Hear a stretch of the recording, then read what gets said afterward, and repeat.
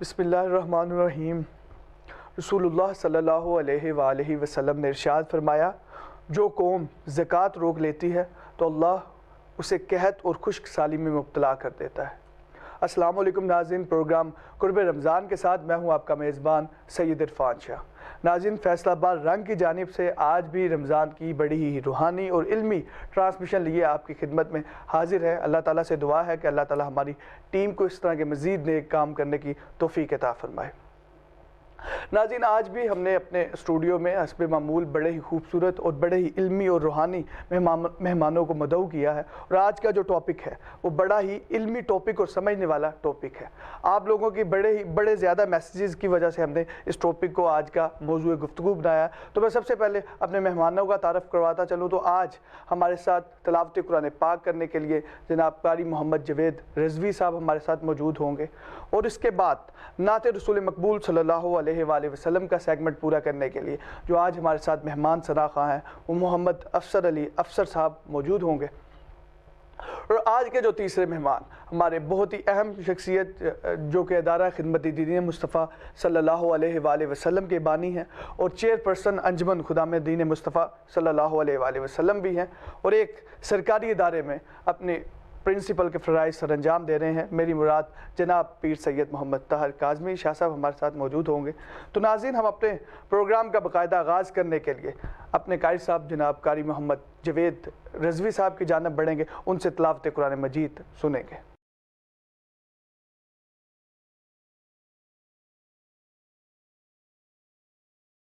اعوذ باللہ من الشیطان الرجیم،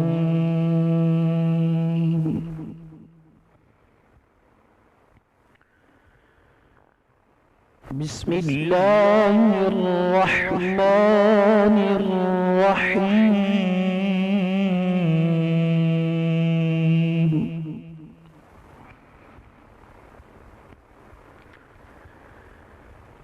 یا بنی اسرائیل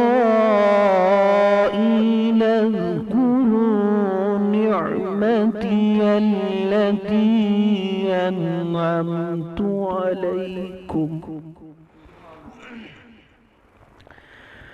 علیکم وأوفوا بعہدی اوف بعہدکم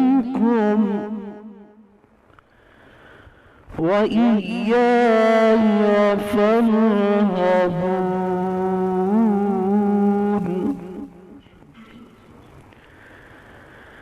وآمنوا بما أنزلت مصدقا لما معكم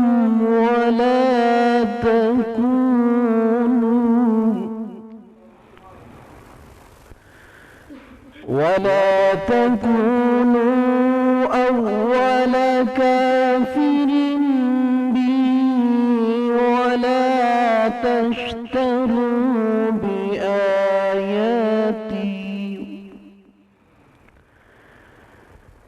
بآياتي ثمنا قليلا وإياي فاتقون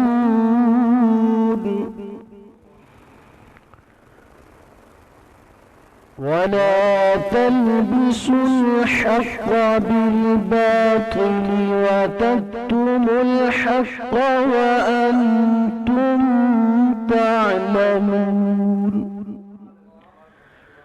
وأقيموا الصلاة وآتوا الزكاة واركعوا مع الراكعين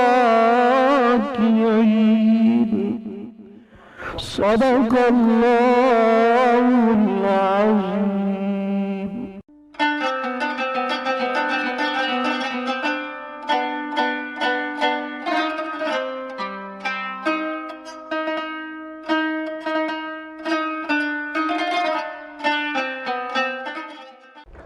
ماشاءاللہ بڑے ہی خوبصورت انداز سے قاری محمد جوید رضوی صاحب نے تلاوت قرآن پاک ہمارے دلوں کو منور کیا۔ تو ناظرین، انہوں نے آج جو آیات تلاوت کی وہ بھی ہمارے ٹاپک کے متعلق ہیں۔ آج کا ہمارا ٹاپک ہے زکوٰۃ کے حوالے سے، جو کہ اہم ٹاپک ہے اور لوگ اس کے حوالے سے جاننا چاہتے ہیں۔ ارکان اسلام میں نماز کے بعد دوسرا اہم ترین رکن زکوٰۃ کو دیا گیا ہے۔ قرآن پاک میں 82 مقامات پر قرآن پاک میں 82 مقامات پر نماز اور زکوٰۃ کا حکم یکجا آیا ہے۔ تو ناظرین، جس طرح نماز ایک بدنی عبادت ہے اور بدن کو پاک کرتی ہے، اسی طرح زکوٰۃ ایک مالی عبادت ہے اور مال کو پاک کرتی ہے۔ تو اس حوالے سے ہم اس کے مسائل، اس کے فضائل اور اس کی اہمیت اپنے مہمان سید محمد طاہر کاظمی شاہ صاحب سے پوچھیں گے، لیکن اس سے قبل ہم اپنے نعت سیگمنٹ کی جانب بڑھیں گے۔ آج جو کہ ہمارے ثناءخواں ہیں افسر علی افسر صاحب ہمیں نعت سنائیں گے۔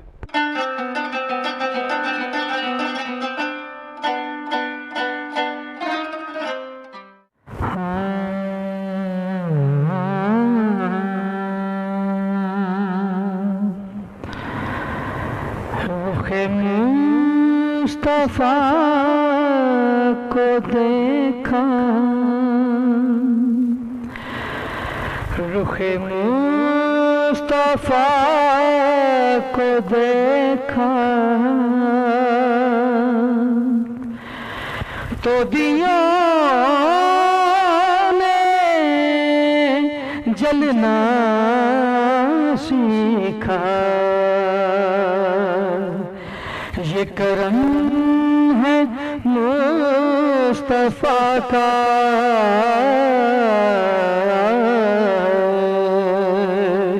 یہ کرم ہے مصطفیٰ کا۔ شب غم نے ڈھلنا سیکھا کہ میں تلاش میں تھا رب کی، کہاں ڈھونڈتا میں اس کو۔ میں تلاش میں تھا رب کی، میں تلاش میں تھا رب کی، کہاں ڈھونڈتا میں اس کو۔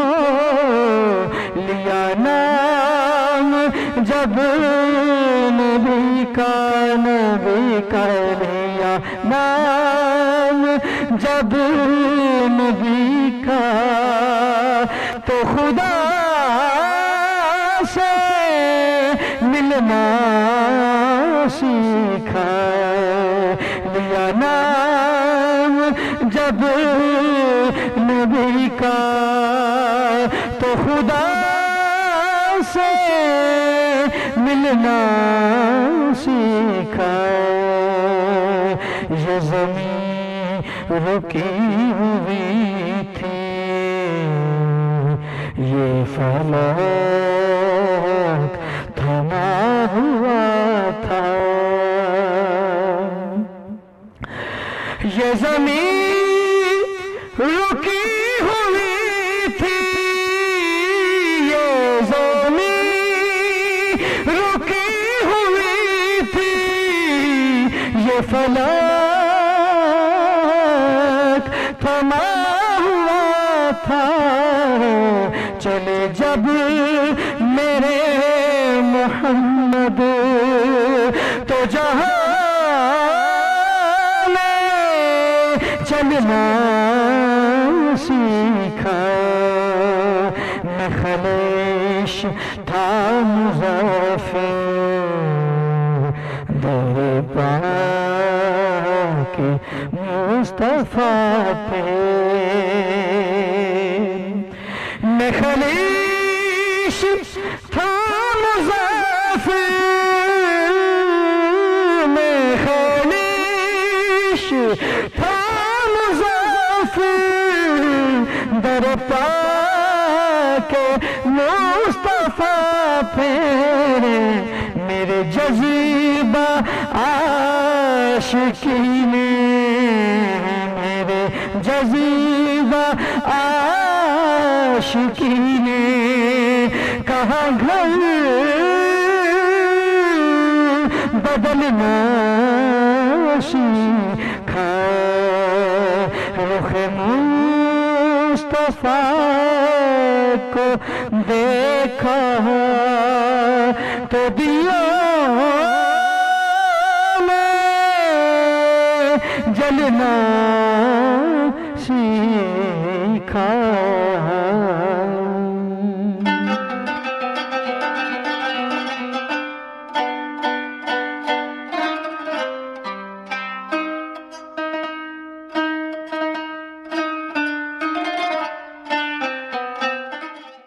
ماشاءاللہ بڑے ہی خوبصورت انداز سے، بڑے ہی سریلے انداز سے، بڑے ہی پیارے طریقے سے افسر علی افسر صاحب ہمیں نعت رسول مقبول صلی اللہ علیہ وآلہ وسلم سنا رہے تھے۔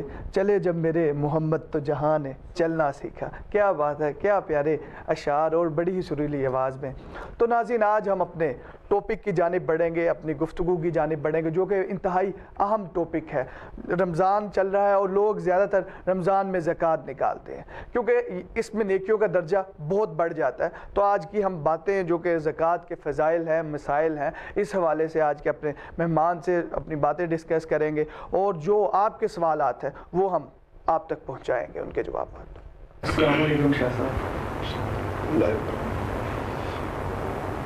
شاہ صاحب آج کا جو ٹاپک ہے جس کے حوالے سے ہم اپنے ناظرین کو، ایک بڑا اہم ٹاپک ہے زکوٰۃ کا، اس کے مسائل لوگ سمجھنا بھی چاہتے ہیں، سننا بھی چاہتے ہیں۔ تو سب سے پہلے میرا جو سوال ہوگا آپ کے ساتھ، زکوٰۃ سے کیا مراد ہے اور یہ کن لوگوں پر فرض ہے؟ بسم اللہ الرحمن الرحیم۔ یقیناً یہ ٹاپک جو آج آپ نے چوز کیا ہے امپورٹنٹ ہے، اہم ہے، اور مہینہ ماہ رمضان ہے یہ۔ تو اس ماہ مقدس میں عموماً لوگ اپنے مال کی زکوٰۃ ادا کرتے ہیں، جیسا کہ آپ نے ہی فرمایا کہ اس ماہ مقدس میں نیکیوں کی قدر بڑھ جاتی ہے۔ تو عموماً مخیر حضرات ان کی کوشش ہوتی ہے کہ ہم اپنی زکوٰۃ ماہ رمضان میں ادا کریں، اور بینکس میں بھی اسی وجہ سے یکم رمضان المبارک کو زکوٰۃ کی کٹوتی ہوتی ہے۔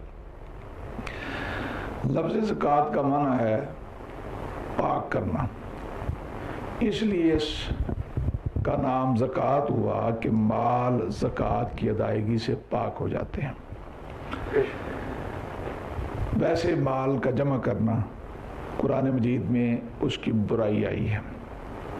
یکنزون الذھب والفضۃ، اس طرح آیت ہے قرآن مجید کی کہ وہ لوگ جو چاندی اور سونا اور چاندی جمع کرتے ہیں اور جوڑ جوڑ کے رکھتے ہیں، ان کے لیے عذاب ہے، اور اس کو جہنم کی آگ میں جو ہے وہ جلا کر ان کو گرم کر کے ان کی پیشانیاں اور پہلو قیامت کے دن داغے جائیں گے۔ اللہ۔ لیکن وہ کنز جو ہے اس سے مراد کون سا خزانہ ہے جو اس عذاب کا باعث بنے گا، اس کی وضاحت بھی حضور نبی کریم صلی اللہ تعالیٰ علیہ وآلہ وسلم نے فرمائی ہے، چونکہ قرآن کی آیات کی تشریح آقا کریم کی حدیث کرتی ہے کہ وہ اموال جس میں سے شرعی حقوق بالخصوص زکوٰۃ نکال دی جائے، ایسا خزانہ برا نہیں ہے۔ مال جمع کرنا، لیکن اس میں سے زکوٰۃ نکال دی گئی، پوری زکوٰۃ جو بنتی ہے اس کی ادائیگی کر دی گئی، تو اب وہ جمع کرنا شرم برا یا باعث عذاب نہیں ہے۔ بہت سے صحابہ کرام کا بڑا بڑا مال تھا۔ حضرت عبد الرحمن بن عوف رضی اللہ تعالیٰ عنہ کا جب وصال پاک ہوا تو آپ کا اتنا خزانہ تھا کہ آپ کے ترکہ کو تقسیم کرنے کے لیے سونے کو کلہاڑوں سے کاٹنا پڑا۔ بس صحابہ بڑے امیر تھے، لیکن مال کا ہونا برا نہیں ہے، لیکن اگر اس مال سے ہم زکوٰۃ ادا نہیں کرتے یا صدقات واجبہ ادا نہیں کرتے یا جو حقوق ہیں حقوق العباد وہ پورے نہیں کرتے، تو اب وہ جمع شدہ مال ہمارے لیے برا ہے اور گناہ کا باعث ہو سکتا ہے۔ زکوٰۃ سے مراد کیا ہے؟ آپ نے بڑا اچھا فرمایا، قرآن مجید میں بہت مقامات پر نماز کے ساتھ ملا کے اللہ رب العزت نے زکوٰۃ کا حکم دیا۔ نماز ایک بدنی عبادت ہے، تو مالک ارض و زمان نے جہاں بدنی عبادت کا ہمیں حکم دیا ہے اپنے ایمان والے بندوں کو، وہاں مالی عبادت یعنی اپنے مال میں سے بھی ایک چھوٹا سا حصہ مقرر کیا، بہت بڑا نہیں ہے۔ تو جو صاحب نصاب ہے، جو نصاب تک پہنچ جاتے ہیں اور سال بھر ان کے پاس نصاب رہتا ہے، ان کے لیے فقط 2.5% یعنی 40واں حصہ زکوٰۃ جو ہے وہ فرض ہو جاتی ہے، جو کہ بالکل معمولی ہے۔ اور پھر یہ کہ زکوٰۃ سے مال بڑھتا ہے، وہ 2.5% دیکھنے میں تمہیں یہ آتا ہے کہ جب کوئی سود لیتا ہے وہ تو 100 کے 110 ہو جاتے ہیں، زکوٰۃ دینے سے 100 کے 97.5 رہ جاتے ہیں، لیکن قرآن میں فرمایا گیا کہ اللہ رب العزت زکوٰۃ کو بڑھاتا ہے، خیرات کو بڑھاتا ہے، اور سود کو اللہ رب العزت جو ہے وہ گھٹاتا ہے، اس کو اللہ تعالیٰ ہلاک فرماتا ہے۔ تو اس سے مال بڑھتا ہے، اس کی یہ فضیلت ہے کہ جو زکوٰۃ دے، صدقہ دے، خیرات کرے، سخاوت کرے، اس کا مال کم نہیں ہوتا۔ یہ نبی پاک کی حدیث مبارکہ ہے کہ صدقہ اور زکوٰۃ سے کبھی مال کم نہیں ہوا۔ اب یہ کہ اس کا نصاب کیا ہے، کن لوگوں پر زکوٰۃ دینا فرض ہوتا ہے؟ ہر کسی پر فرض نہیں ہے۔ جو خود فقیر ہیں، خود مسکین ہیں، خود ان کے پاس کچھ نہیں، تنگی کے حالات ہیں، ان کے لیے زکوٰۃ شریعت اسلام نے کوئی تنگیاں نہیں دی ہمیں۔ یہ فطری دستور العمل ہے اسلام، یہ آسانی کا مذہب ہے، مشکل میں ڈالنے کا مذہب نہیں ہے۔ تو اس کا نصاب کیا ہے؟ کسی کے پاس اگر 7.5 تولے سونا یا 52.5 تولے چاندی، اتنا مال نقدی کی صورت میں یا مال تجارت جو ہے، جو آئی چلائی والا مال ہوتا ہے، جو دکان میں کپڑے کی دکان ہے تو جتنا کپڑا پڑا ہے اس میں، یا کوئی اور لوہے کی دکان ہے جس میں لوہا بیچ کر نفع کمایا جاتا ہے، تو جتنا وہ لوہا پڑا ہے، اگر وہ اسباب مال تجارت یا نقد سونا چاندی یا رقم بینک بیلنس وہ ان کی قیمت تک پہنچتا ہے، یعنی 7.5 تولے سونا یا 52.5 تولے چاندی۔ اور ایک بات یہ بھی واضح اس میں کر لیں کہ ان دونوں میں ظاہر ہے آج کل قیمت کا بڑا فرق ہے، سونا تو مہنگا ہے، چاندی کا نصاب جلد پورا ہو جاتا ہے، تو جس چیز کا نصاب پہلے پورا ہو جائے وہ نصاب قرار دی جائے گی۔ فرض کریں کہ بعض کچھ سالوں کے بعد سونا سستا ہو جائے، چاندی مہنگی ہو جائے، تو پھر جو پہلے نصاب ہو جائے گا اسی کو نصاب قرار دیا جائے گا، اور اس نصاب پر سال پورا ہو گیا، جو قمری مہینوں سے سال بنتا ہے، جب سال پورا ہو گیا تو اس پر 2.5% 40واں حصہ اس مال کی زکوٰۃ دینا فرض ہو جاتی ہے۔ یہ صاحب نصاب کے بارے میں ہم نے تھوڑی سی وضاحت فرمائی۔ یعنی 1 سال مکمل ہو گیا، ایک چیز ہمارے پاس ہے، اس کو آج سے لے کر مطلب اگر سال ہمارے پاس رہتی ہے تو اس پر زکوٰۃ کرنا۔ ہاں جی، اگر وہ مال ہے جس پر زکوٰۃ فرض، چونکہ ہر مال پر زکوٰۃ نہیں ہے، کسی کی کارخانہ لگایا ہے، اس کی مشینری ہے، اس پر زکوٰۃ نہیں ہے، جو آلائے تجارت ہے، جو ذریعہ تجارت ہے، اس طرح کی چیز اس پر تو زکوٰۃ نہیں ہے۔ ہاں، جو بیچ کر نفع کمانے والی چیز ہے، مشینری بھی اس لیے سے خریدی کہ کل کو اس کو بیچ کر نفع کمانا ہے ہم نے، تو اب وہ مشینری پر بھی وہ بھی مال تجارت بنا، تو جو مال تجارت ہے اس پر بھی زکوٰۃ، اور سال پورا ہونے پر اس پر زکوٰۃ فرض ہوتی ہے۔ اس سے اگلا جو ہمارا سوال ہوگا بڑا امپورٹنٹ کہ زکوٰۃ ہم کن لوگوں کو دے سکتے ہیں؟ آج کل کے دور میں جو فیصلہ کرنا بڑا مشکل ہو گیا زکوٰۃ دینے کا۔ ہاں جی، زکوٰۃ جو ہے یہ کن کو دی جا سکتی ہے، یہ دوسرا ظاہر ہے اس کا پہلو ہے کہ زکوٰۃ، یہ تو پتہ چلا کہ کن لوگوں پر زکوٰۃ دینا فرض ہے، اب یہ کہ دیں کن کو۔ تو زکوٰۃ کا مستحق وہ قرآن مجید فرقان حمید 10واں پارہ سورہ توبہ میں اللہ رب العزت نے 8 مصارف بیان کیے زکوٰۃ کے، کہ انما الصدقات للفقراء والمساکین والعاملین علیہا، یہ 8 ہیں مصارف۔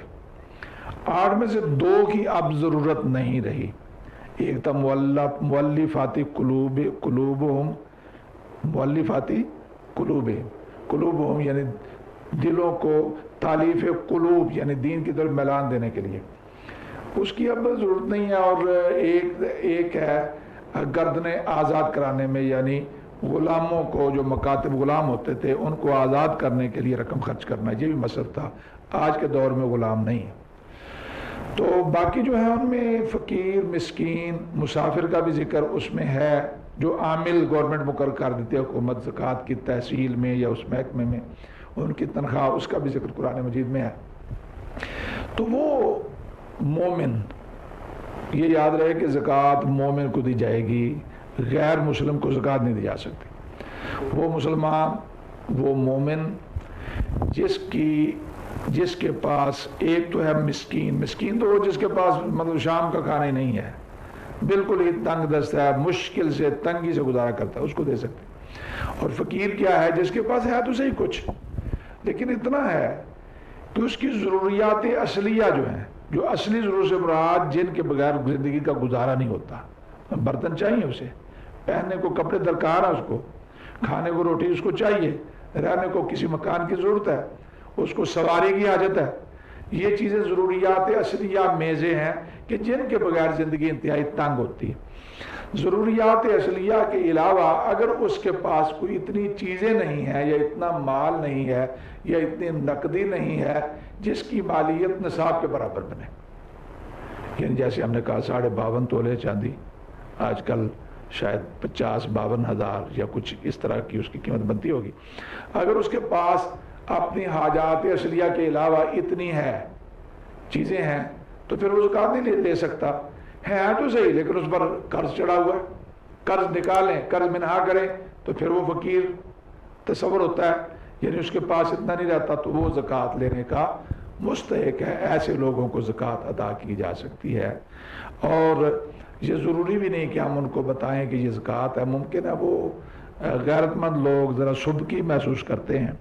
ہمارا ظن غالب یہ کہہ رہا ہے، ہمارا دل یہ یقین کر رہا ہے کہ یہ ایسا ہی ہے، یہ غریب ہے، یہ فقیر کے زمرے میں آتا ہے. تو ہم اگر اس کو اپنے ظن غالب کی بنا پر یہ کہے بغیر صرف نیت زکوٰۃ سے ادا کر دیں، جب ہماری ملک سے نکل کر فقیر کی ملک میں چلی جائے گی وہ رقم تو اب وہ زکوٰۃ ادا ہوگی. اس کے لیے ملک کا تبدیل ہو جانا اور مسکین کے، فقیر کے، حاجت مند کے ملکیت میں چلا جانا، جب وہ قبضے میں کر لیں گے تو اس سے زکوٰۃ کی ادائیگی جو ہے وہ ہو جاتی ہے. بالکل. میں یہ آپ سے سوال بھی پوچھنے والا تھا کہ غیرت مند لوگ جو کچھ لوگ زکوٰۃ دینا نہیں پسند کرتے، تو آپ نے بتا دیا کہ انہیں بغیر بتائے بھی ہم آپ یہ بھی کہہ سکتے ہیں کہ بھائی یہ عید کے لیے ہماری طرف سے کپڑے وغیرہ بچوں کے بنا لیجئے گا، یا یہ کہ آج کل ماہ رمضان ہے تو ضرورت ہوگی آپ کو سحری افطاری کے لیے، تو بھائی یہ رکھ لیں. اس میں ضروری نہیں کہ ہم زکوٰۃ کا نام لیں. ہاں دیتے ہوئے دل میں نیت زکوٰۃ ہونا ضروری ہے.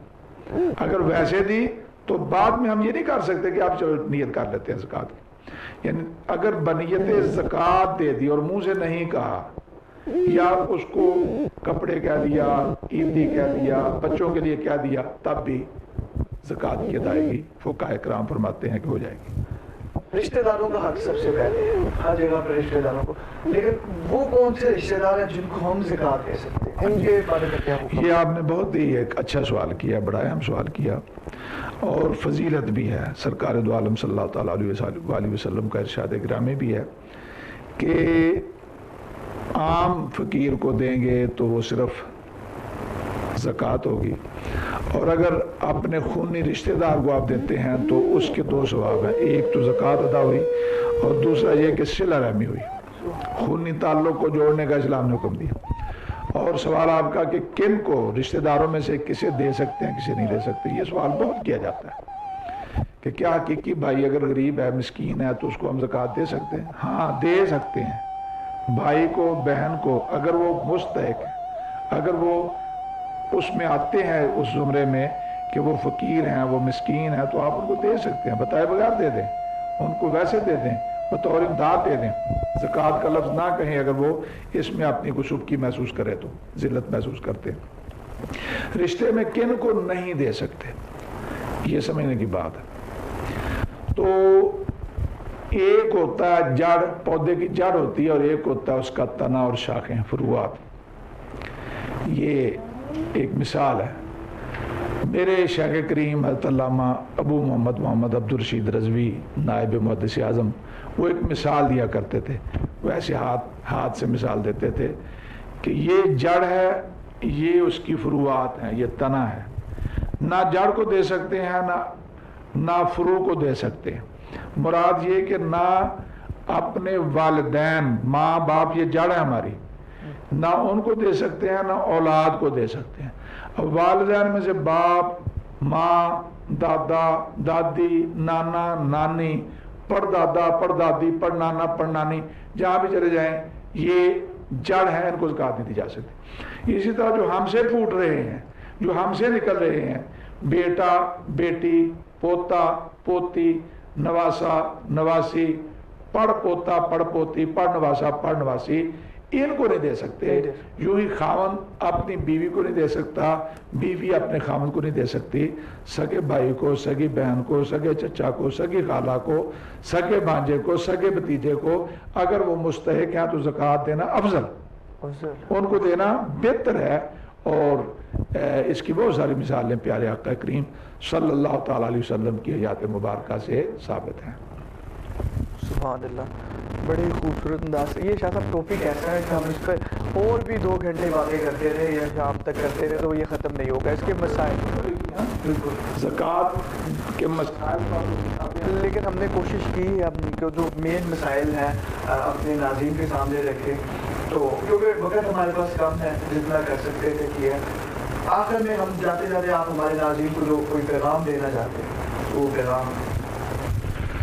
पैगाम ये है कि अल्लाह रब्बुल इज़्ज़त के करम से आजकल हम पर प्यारा सा महीना माह रमज़ान साया फिगर, और इस प्यारे महीने में एक मसले का पूरी दुनिया को सामना है जो कोरोना की शक्ल में एक वबा है, और जिससे बहुत बंदिशें बनी हुई हैं, कारोबार की भी, मक्का मदीना पाक की भी, हज उम्रा की भी। इससे निकलने के लिए हमें इस प्यारे महीने में सिद्ध के दिल से अपने रब से इस्तग़फ़ार सजदे में पढ़ के ज़्यादा करनी चाहिए कि तौबा करने से, इस्तग़फ़ार करने से बहुत सी बलाएं टल जाती हैं। अल्लाह तबारक व तआला हमें इस मुसीबत से बचाए, आमीन। सैयद मोहम्मद ताहिर काज़मी शाह साहब ने बड़े ही अच्छे अंदाज से, इल्मी अंदाज से कुरान और हदीस की रोशनी में हमें ज़कात के बारे में पढ़ाया, हमें सिखाया, और काफ़ी सारे इसके मसाइल को जो हमारे जहनों में क्लियर किए। नाज़रीन, जाते जाते हमारी आपसे एक रिक्वेस्ट होती है कि आप हमारे चैनल को सब्सक्राइब कर दें, और इसके कमेंट सेक्शन में आप फीडबैक दे सकते हैं, अपने सवालात पूछ सकते हैं, और हम इनके जवाबात अगले प्रोग्रामों में आपके लिए लेके आएंगे। अल्लाह के बाद सारी खुदाई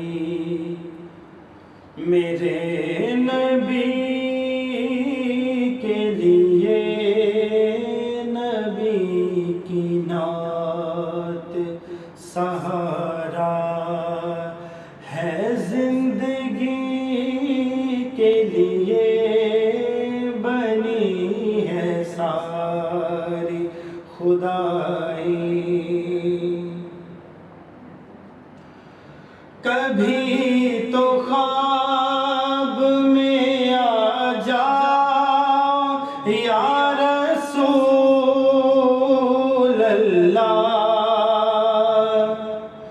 कभी तो ख्वाब में आ जाओ या रसूल अल्लाह, मेरी भी नींद संवर जाए दो घड़ी के लिए, मेरी भी नींद संवर जाए दो घड़ी के लिए,